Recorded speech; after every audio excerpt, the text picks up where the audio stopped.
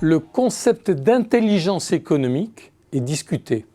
Certains y voient un terme valise un peu flou car attrape tout.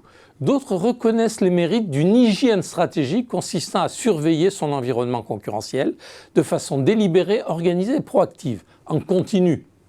J'ai de la sympathie pour cette seconde perspective car les pratiques de l'intelligence économique que j'ai pu observer peuvent s'avérer très utiles, au point d'ailleurs de donner sens à l'aphorisme « L'intelligence économique, c'est le contraire de la bêtise dispendieuse ».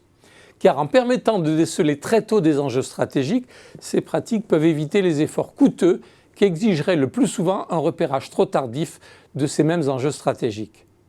C'est le propre des problèmes stratégiques que de rester souvent tacites, souterrains, peu ou pas repérés, parfois niais ou surgissant là où on ne les attend pas.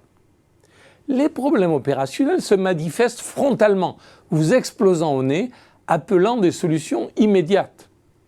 En revanche, les difficultés stratégiques grandissent sournoisement et quand elles deviennent vraiment perceptibles, il est souvent bien tard pour agir.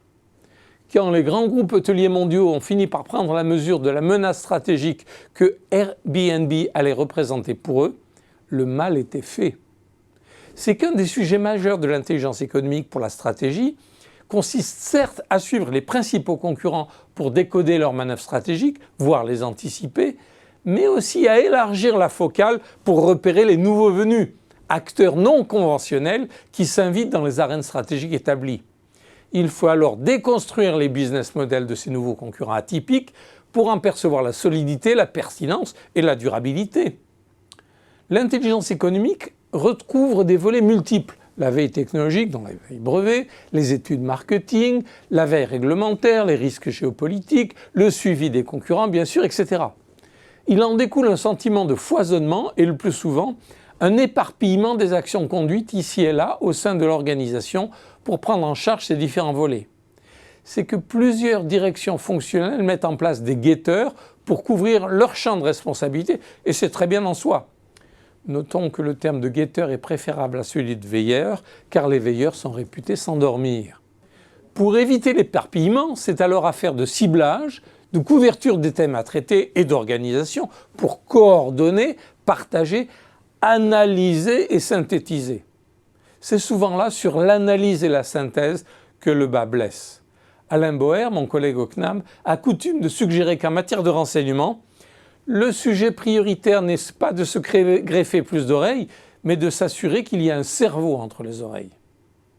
Dans cette logique, une pratique astucieuse consiste pour un dirigeant, quelle que soit la taille de l'entreprise, à demander à chacun des membres de son comité exécutif de prendre en charge le suivi d'un concurrent traditionnel ou nouveau venu, et de se faire adresser l'ensemble des informations collectées sur son concurrent pour en présenter une synthèse au comité exécutif, par exemple une fois par an, typiquement sous la forme d'un exposé sur la stratégie que ce concurrent devrait logiquement imaginer et des manœuvres stratégiques associées, cession, acquisition, partenariat, internationalisation, intégration amont ou aval, etc., compte tenu de ce que l'on sait sur lui, sur son portefeuille d'activité et sur ses problématiques stratégiques.